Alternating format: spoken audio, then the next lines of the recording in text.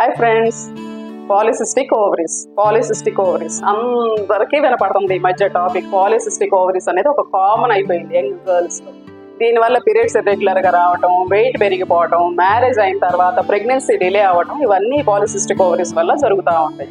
ఈ polycystic ovaries అనేది 2 రకాల ట్రీట్మెంట్ ఉంటుంది. ఒకటి మెడికల్ లైన్ ఆఫ్ ట్రీట్మెంట్, ఒకటి సర్జికల్ లైన్ ఆఫ్ ట్రీట్మెంట్.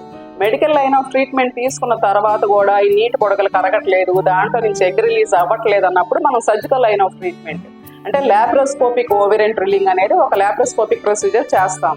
అది చేసినందువల్ల ఈ నీటి పొడగలంతా క్లీన్ చేసేస్తాము. దానివల్ల ఎగ్ రిలీజ్ బెటర్గా ఉంటుంది, ప్రెగ్నెన్సీ రేట్ బాగుంటుంది అనేది సర్జరీ చేస్తాం.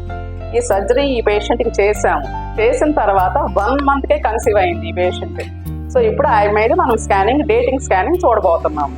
స్కానింగ్ చూసేటప్పుడు మెయిన్గా 3 points కన్సిడరేషన్లోకి తీసుకోవాలి. ఫస్ట్ది ఎంఐ చెప్పిన డేట్కి స్కానింగ్లో ఉన్న డేట్కి డేట్ సరిపోతుందా లేదా అనేది ఫస్ట్ పాయింట్. రెండో పాయింట్ పిండం ఏర్పడిందా లేదా, ఏర్పడితే ఎలా ఉంది, హార్ట్ బీట్ ఉందా లేదా, వయబుల్ ఫీటస్ అవునా కాదా అనేది రెండో point.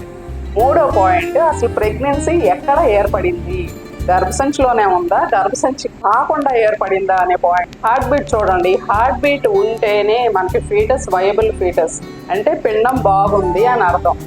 Take care friends, thank you.